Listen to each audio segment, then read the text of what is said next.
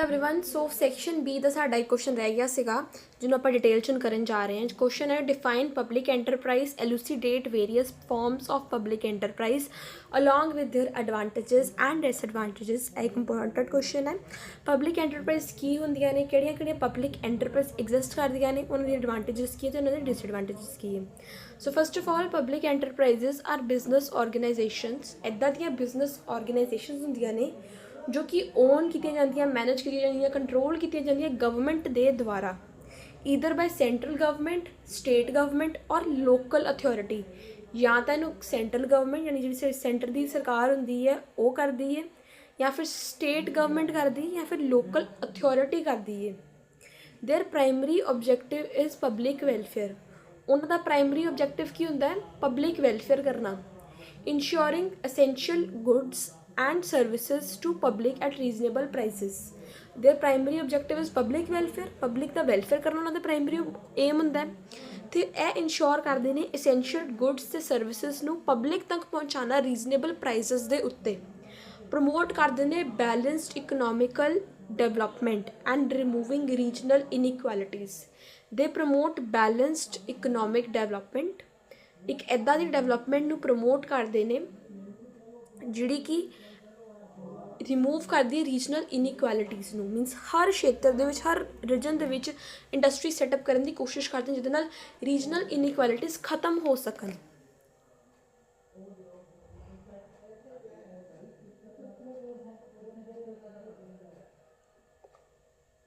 Now public enterprises operate in sectors where private sectors either lack interest, can't invest huge capital, or where the services are essential for society such as railways, electricity, water supply, petroleum, telecommunication, transportation, etc. Public enterprises ਉੱਦਾਂ ਦੀਆਂ sectors ਦੇ ਵਿੱਚ operate ਕਰਦੀ ਹੈ ਜਿੱਥੇ ਜਿਹੜੀ private sector ਹੈ ਜਾਂ ਤਾਂ ਉਹਨਾਂ ਦਾ ਇੰਟਰਸਟ ਨਹੀਂ ਹੁੰਦਾ, ਜਾਂ ਫਿਰ ਉੱਥੇ ਕੈਪੀਟਲ ਨਹੀਂ ਇਨਵੈਸਟ ਕਰਨਾ ਚਾਹੁੰਦੀ ਜ਼ਿਆਦਾ, ਜਾਂ ਫਿਰ ਉੱਥੇ ਸਰਵਿਸ ਮੋਟਿਵ ਰਹਿੰਦਾ ਹੈ ਜਿੱਦਾਂ सोसाइटी ਲਈ कुछ सर्विस करना, जिदा रेलवेज हो गया, इलैक्ट्रिसिटी हो गया, वाटर सप्लाई हो गया, पेट्रोलियम हो गया, टेलीकम्यूनिकेशन हो गया, ट्रांसपोर्टेशन हो गया। इन सिंपल वर्ड्स आप कह सकते हैं कि a public enterprise is a business unit owned and operated by government to provide services, promote welfare and support national growth. जिस तरह ही आप सर्विस प्रोवाइड करते हैं जो कि वेलफेयर ਨੂੰ प्रमोट करता है तो नैशनल ग्रोथ ਨੂੰ सपोर्ट करता है, नेशन की ग्रोथ ਨੂੰ भी सपोर्ट मिलती है पब्लिक एंटरप्राइजेस के द्वारा। ਹੁਣ ਗੱਲ ਕਰੀਏ फॉर्म्स ऑफ पब्लिक एंटरप्राइजेस, तीन तरीके दी होंदियां। एक है डिपार्टमेंटल अंडरटेकिंग्स, एक है स्टैट्यूटरी कॉरपोरेशनस जिन्होंने आप पब्लिक कॉरपोरेशन से बोलते हैं, एक है गवर्नमेंट कंपनीज।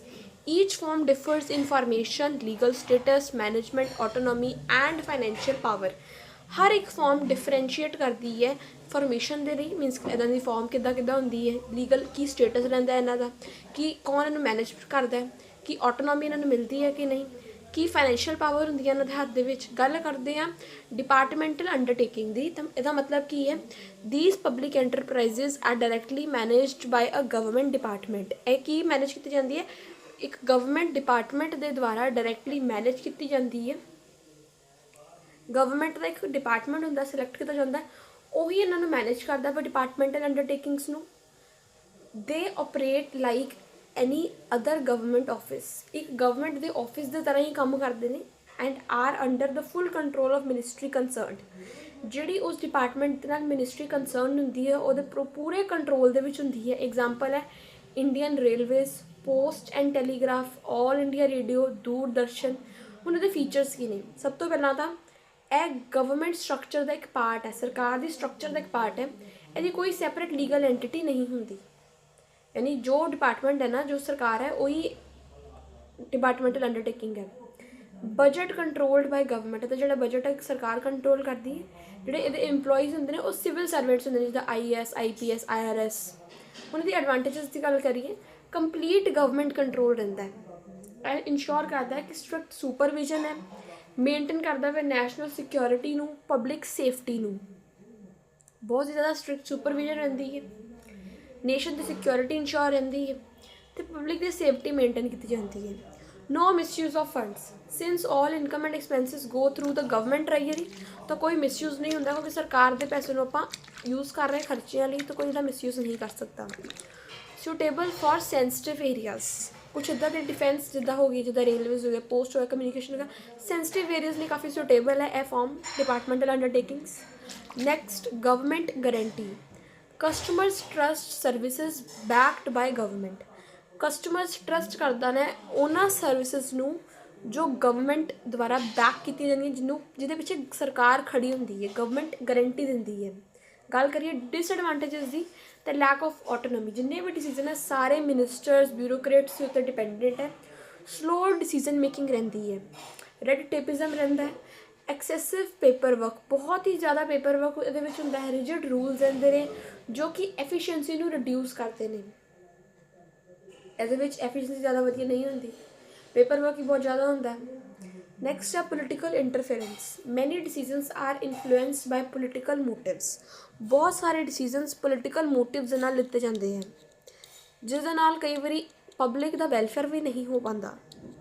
लो मोटिवेशन, जोड़े इंपलॉइज़ ने वो गवर्नमेंट के सर्वेंट्स होंगे ने, कोई उन्होंने प्रॉफिट इंसेंटिव नहीं होंगे, तो पुअर प्रोडक्टिविटी रही है इस वजह के नाल, क्योंकि उन्होंने अपनी सिर्फ इनकम अपनी सैलरी मिलनी है, उन्होंने कोई प्रॉफिट अर्न करना कोई मोटिव थोड़ी है, इस वजह से कोई मोटिवेशन नहीं रहा, डायरैक्ट मोटिवेशन की इतने एबसेंस सानू देखने को मिलती है। नैक्सट है पब्लिक कॉरपोरेशन, जिन्होंने आप स्टैट्यूटरी कॉरपोरेशन से बोलते हैं। सो अ पब्लिक कॉरपोरेशन हम जो डिपार्टमेंटल अंडरटेकिंग सीगा उस आप मीनिंग किया सीगा कि एक ऐदा की चीज़ जी गवर्नमेंट डिपार्टमेंट द्वारा मैनेज की जाती है, तो गवर्नमेंट ऑफिस की तरह काम करती है, जो कि प्रॉपर कंट्रोल रहा मिनिस्ट्री का जी उस कंसर्न होंगी है। हूँ जो पब्लिक कॉरपोरेशन है, यदा मतलब यह है कि a public corporation is created through a special act of parliament और स्टेट लैजिसलेचर, पार्लीमेंट या फिर स्टेट लैजिसलेचर का कोई एक्ट होंगे जिदे अगेंस्ट जिदे थ्रू यह प्रिपेयर होंगी है। It enjoys independent legal status, यह एक अपना लीगल स्टेटस इंजॉय करती है, जिदा कि financial autonomy and works like a corporate body, एक कॉरपोरेट बॉडी की तरह काम करती है, जिदा LIC RBI ONGC अर्लीयर जी पहले ONGC होंगी सी, या फिर FCI या फिर ऑल एयर इंडिया प्राइवेटाइजेशन तो पहला जिदा एयर इंडिया सी। उन्होंने फीचर्स की है, सैपरेट लीगल एंटिटी रही कंपनीज की तरह, कंपनीज अलग ने तो इन्होंने ओनर्स अलग होंगे ने। फाइनैशियल इंडिपेंडेंस रही है, प्रोफैशनल मैनेजमेंट रही, क्योंकि आप प्रोफैशनल्स को हायर करते हैं मैनेजमेंट लिए, सिविल सर्वेंट्स वगैरह नहीं इतने होंगे, गवर्नमेंट के सर्वेंट्स नहीं इतने होंगे। Own power defined through an act, ये पावर रही है जो कि एक्ट डिफाइन करता है। गल करते हैं एडवांटेजेस की, so operational autonomy is present here, less government interference enables professional management, as there is less government interference therefore professional management is there. Then next second point is flexibility in operations, able to make business decisions quickly and compared to departmental undertakings. So departmental undertakings से ज़्यादा ये decision छेती किए जा सकते हैं। Service oriented with accountability, works for public welfare but is accountable to parliament, ए public के welfare लिए काम करता, लेकिन पार्लीमेंट नूं अकाउंटेबल आंसरेबल जरूर रहिंदा वै। High efficiency, freedom to hire skilled staff and follow modern management practices, freedom रही है स्किल्ड स्टाफ नूं हायर करन दी ते मॉडर्न मैनेजमेंट प्रैक्टिसेस नूं अडॉप्ट करन दी। डिसएडवांटेजेस की गल करिए तो possibility of misuse of power, जी पावर है सत्ता की गलत इस्तेमाल किया जा सकता है। Too much independence may lead to corruption हो सकती, इनएफिशिएंसी हो सकती है। Political pressure, appointment of top officials are often influenced by political consideration, top officials की अपॉइंटमेंट्स ज़्यादातर की इन्फ्लुएंस किसी इन्फ्लुएंस के अंडर होंगी, पोलिटिकल कंसिडरेशन के इन्फ्लुएंस के अंडर होंगी है।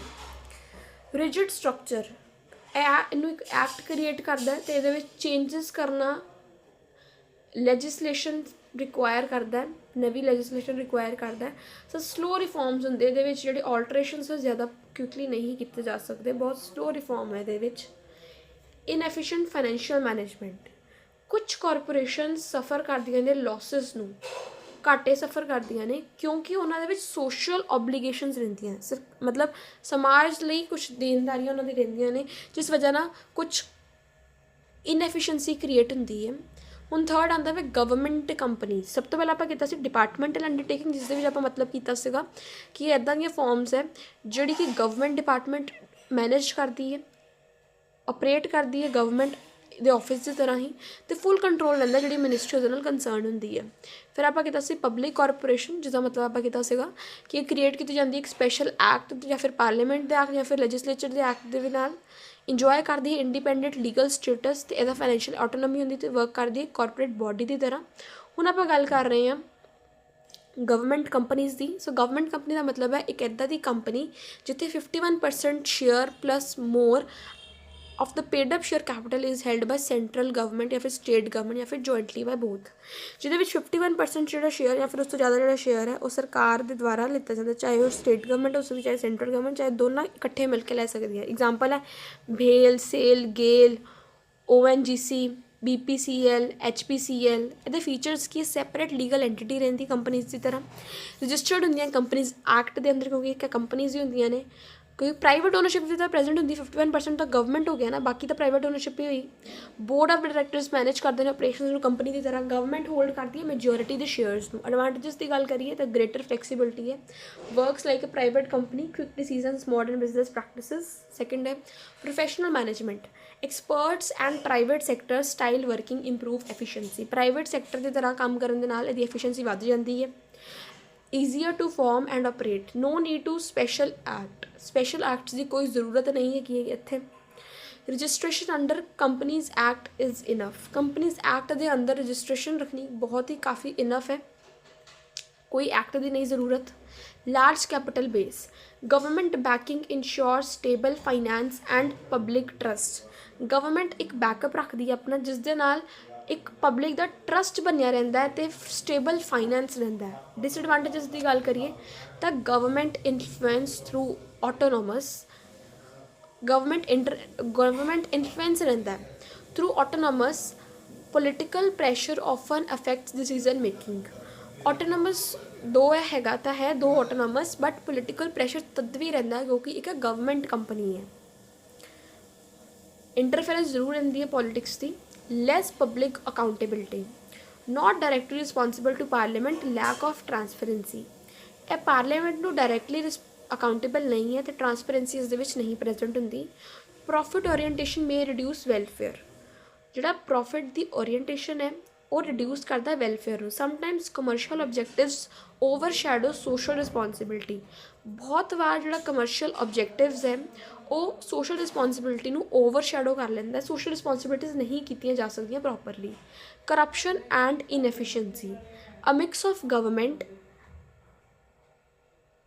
Control and corporate structure leads to dual authority issue.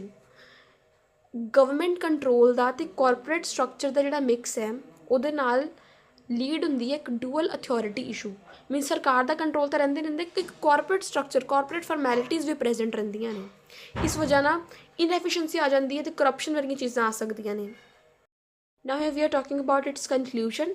Public enterprises plays a vital role in India's economic development। Public enterprises India ਦੇ development ਲਈ ਬਹੁਤ ਹੀ important ਤੇ vital role play ਕਰਦੀਆਂ ਨੇ by promoting balanced regional growth। ਇੱਕ balanced regional growth ਨੂੰ promote ਕਰਦੀਆਂ ਨੇ, ensure ਕਰਦੀਆਂ ਨੇ supply of essential goods and services। essential goods and services provide ਕਰਦੀਆਂ ਨੇ, employment generate ਕਰਦੀਆਂ ਨੇ, private sector ਦੀ monopoly ਨੂੰ regulate ਕਰਦੀਆਂ ਨੇ। each form, so no matter departmental undertaking, statutory corporation ਜਾਂ ਫਿਰ political corporation, public corporation ਜਾਂ ਫਿਰ government company has its own advantages and limitation। selection depends on the nature of service। ਜਿਹੜੀ ਇਹਦੀ selection ਹੈ ਉਹ services ਦੀ nature ਤੇ degree of autonomy required and government objectives ਉੱਤੇ ਡਿਪੈਂਡ ਕਰਦੀ ਹੈ।